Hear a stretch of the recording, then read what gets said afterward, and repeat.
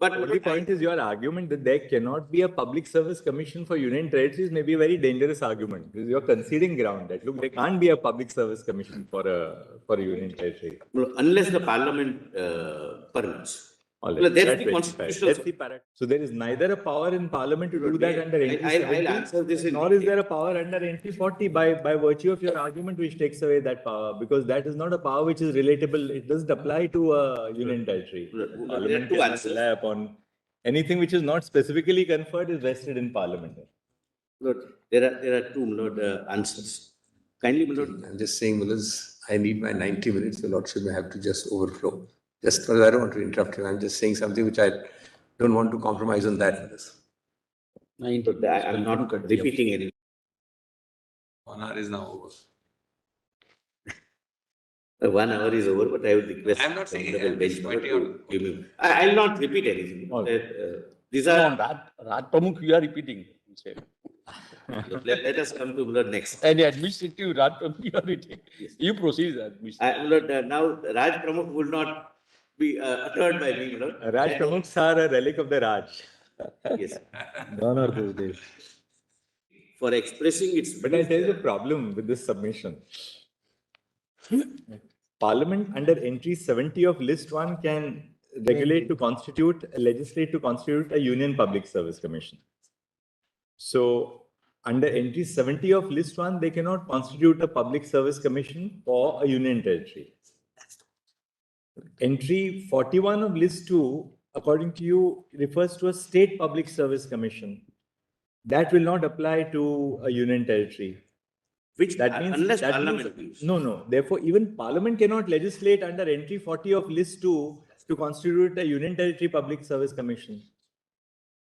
So there is neither a power in parliament to do that under entry 70, I'll answer this nor is there a power under entry 40 by virtue of your argument which takes away that power, because that is not a power which is relatable. It doesn't apply to a union territory. Would your lordship again see para 4, article 4?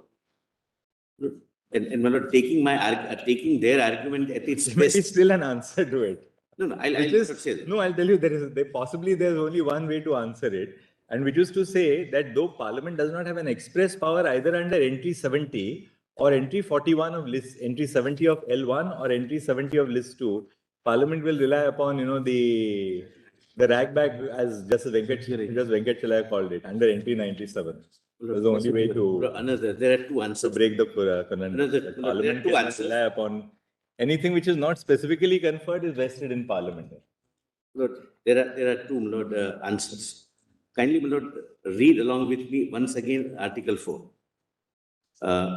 Any law referred to in Article 2 or 3 shall contain such provisions for the amendment of the first schedule and the fourth schedule as may be necessary to give effect to the provisions of the law, and may also contain any such supplemental, incidental and consequential provisions, including provisions as to representation in Parliament and in legislature of or legislatures of the state or states affected. No such law, this is Reorganization Act, shall be deemed to be an amendment of this constitution for the purpose of Article 368. That maybe Parliament amended the constitution. That will not help you, Mrs. Sultan. A first schedule only deals with the territories of the states. What is a territory? Territorial extent. Fourth schedule deals with the Council of States. Leave the territory. So when it reads further, supplementary powers, that's in relation to the first schedule and the fourth schedule. That will not. Possibly the only way to save this is to say entry 97. Lord, kindly see that. And there is another answer as well. The only way we can say entry 97.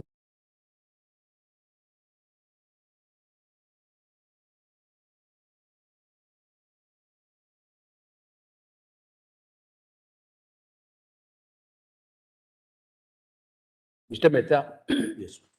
see what is pointed out to you. Union powers are under entry 70, list 1. The state powers are under entry 41, list 2. My lord. There is no specific, because entry 41 may not be applicable because it is with respect to state. And even as per the Constitution bench judgment also, correct? Union territory is not, it is not a state. So entry 41 may not be applicable so far the union territory is concerned.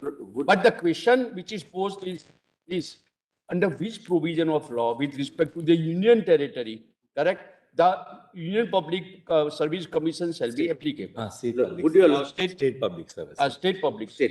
Would your lordships come to Article 246? Because earlier you said that NT 41 shall not be applicable at all because it is not a state. Huh? Because it is under Article 239 AA, it is a special power, hybrid power which is given, which is not equivalent to state at all.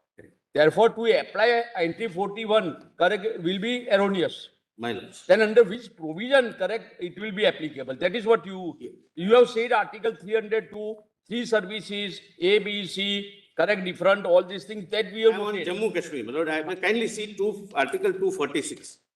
And you get the, that act, Jammu and Kashmir Act also. I'll just. So that you can have some idea I'll before making any submission on that. Under which provision, under which powers that law is enacted. I'll definitely, my lord, apply myself to that and my lord respond. Because you will immediately get in exercise the powers under so and so, or in exercise the powers. Immediately you can get from that act. I'll just not get, my lord, but would your lordship, I'll come to it, my lord, a little later, my lord. I'll apply myself, but please see 246.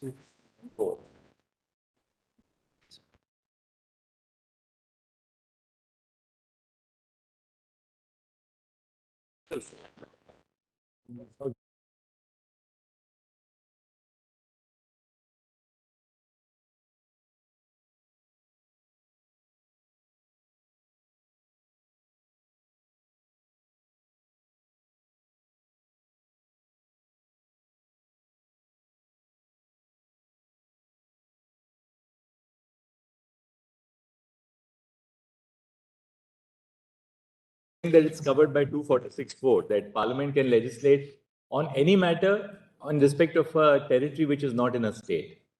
And even enumerated in the state list.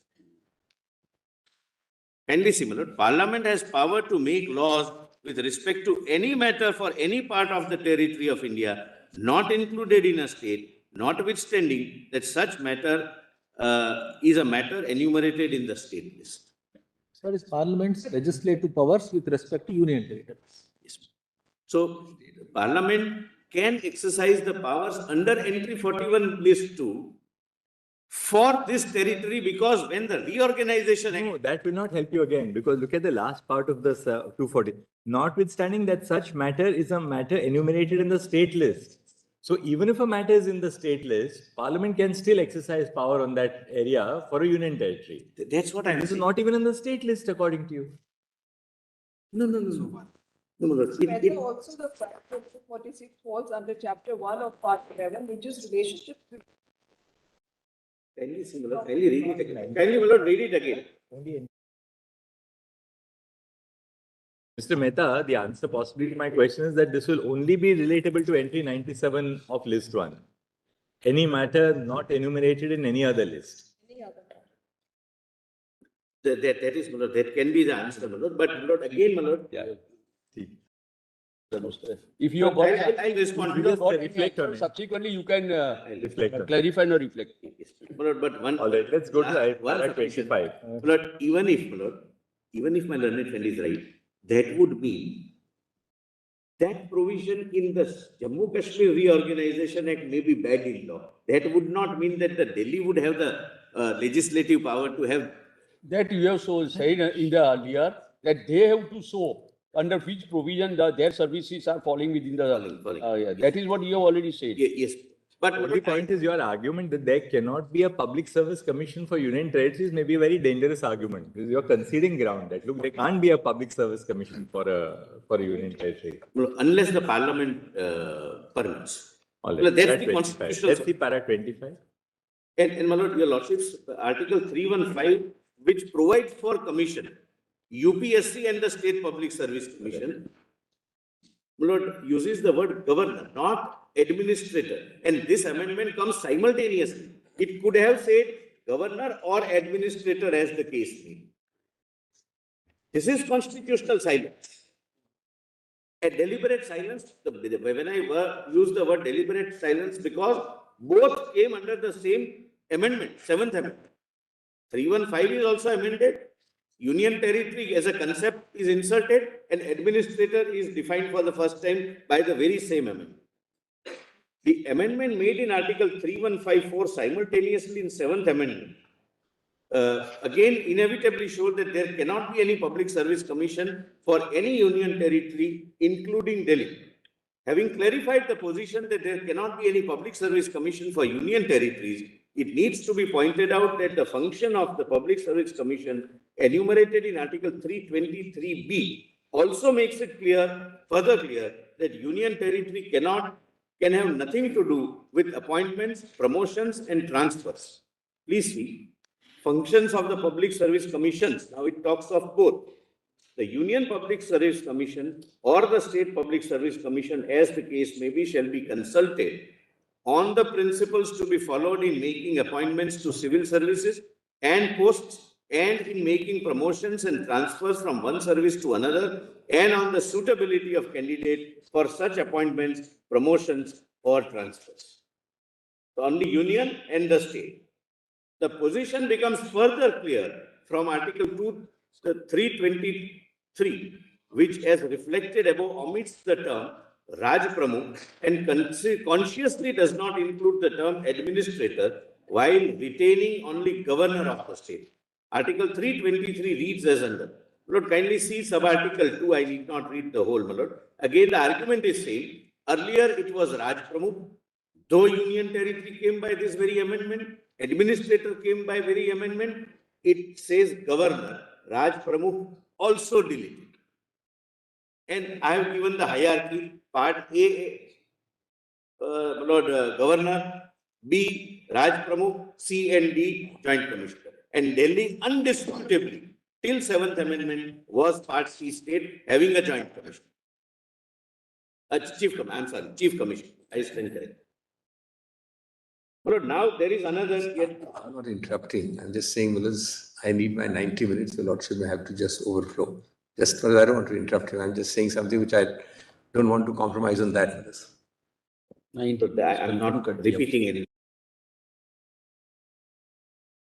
Just something. Fair. The request is fair. 1 hour is now over.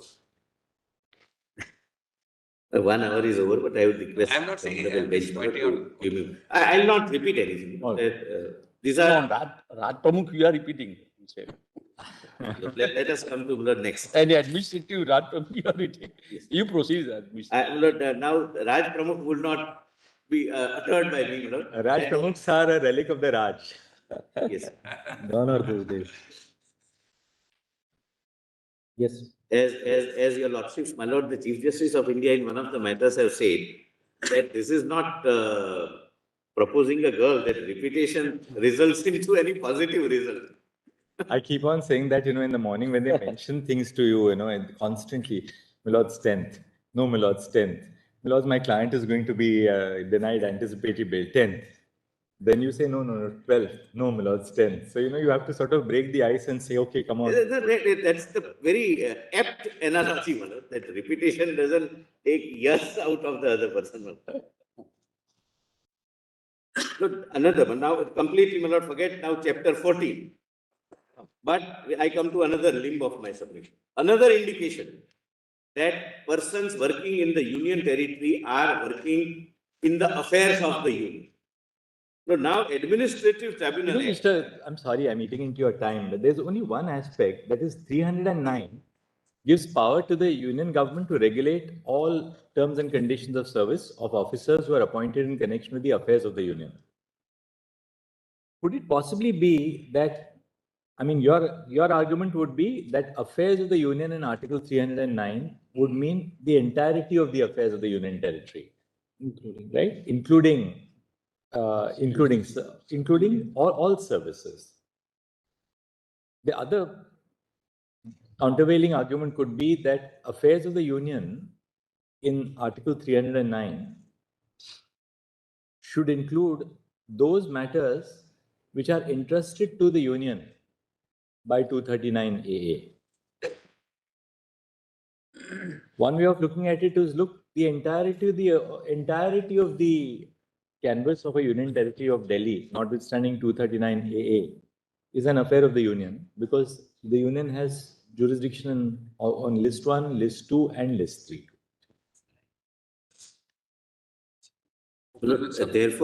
Therefore, But that is subject again, subject. Therefore, It's a little your tricky. lordships have in mind. 309 also subject. Lord, the lordships have in mind, Lord, a position, Lord, which is Takes us to portrayed.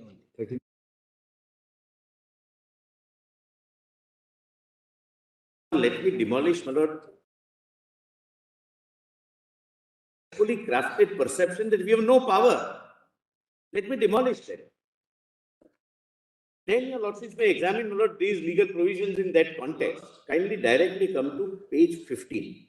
And this is, my Lord, the heart of the matter, which which would be troubling your lordship's conscience also, because a very well orchestrated perception is that we don't have any power. What do we do?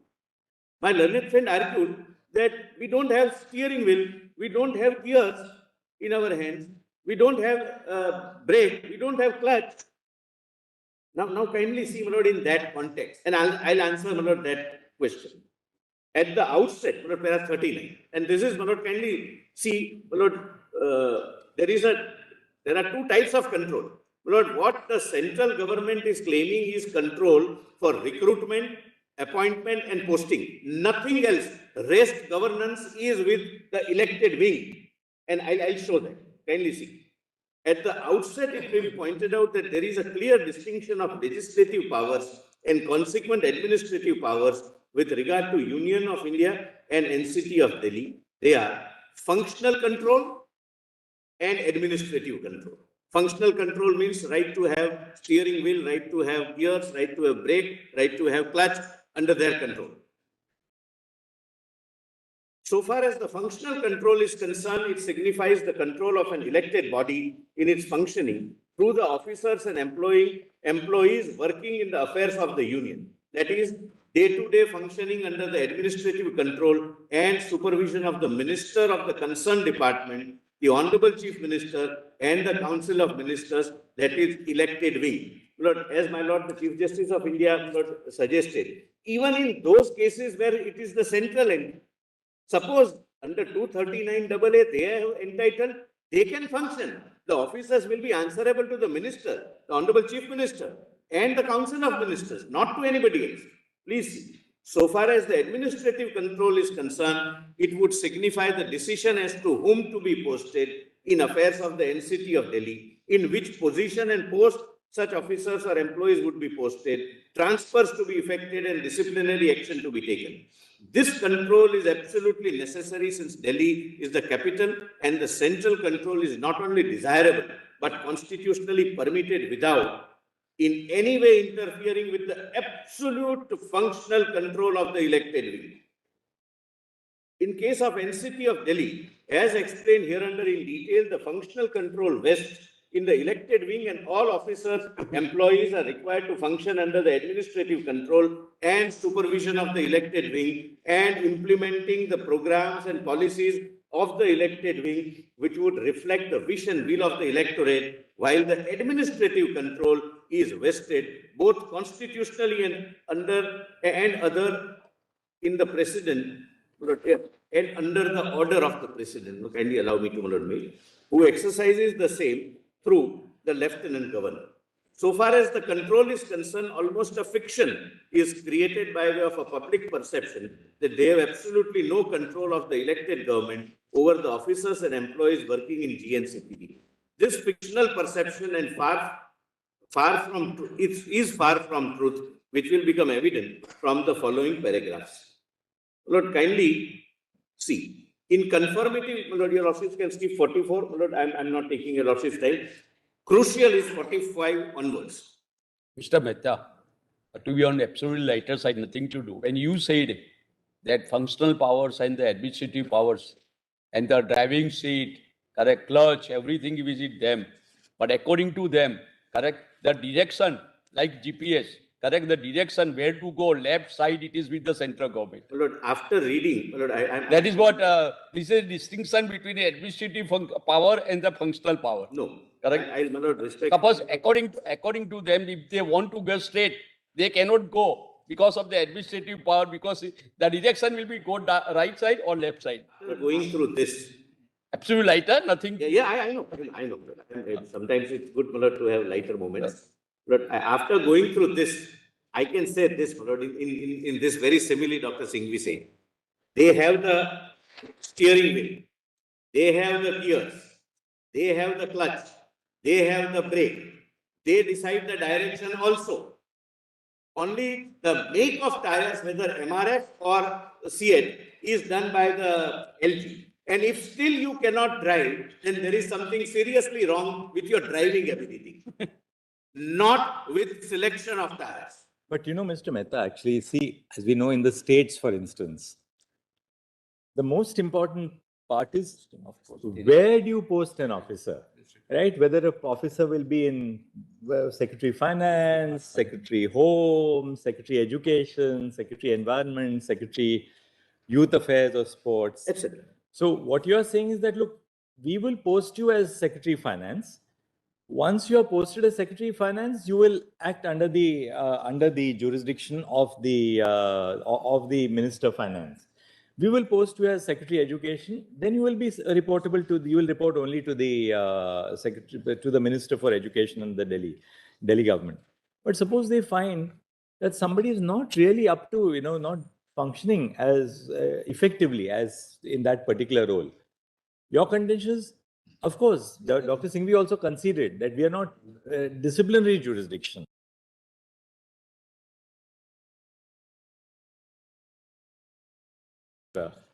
But they cannot even switch officers. They can. I'll answer your lordship's question. And my lord, kindly park that question till your lordship goes through this. I'm saying this with a sense of responsibility. They can always say that this man is not fit for the health ministry, post it in industries ministry. They have to send a letter through LG to the MHA, and it is never refused. That's a matter of, that's a matter of accommodation in practice. Kindly, my lord, Otherwise, kindly look at it from that this way. question. Kindly park. An officer knows that, well, I cannot be moved out from this position at all. I cannot be moved out as an excise commissioner, however I do, unless I have a green signal from MHA. Kindly, my lord, kindly park that. Whatever I do as an excise commissioner, what I will do as a Secretary Education, Unfortunately, unless I have the green signal, I will never be moved out. Unfortunately, Will that not dilute even the functional control? That's the point. Yes, recruitment, disciplinary control. You're right, absolutely. Dr. Singhvi, in fact, didn't go as far as that when he made a very nuanced. I hope, my lord, these are tentative about observations. posting. Question is about posting. You see that? Lord, sometimes a wrong perception repeated and carefully orchestrated through various mediums, Lord, have the tendency of entering our minds. Lord, the following paragraphs. All right, quickly, let's read it. Are devoted Read to para 40.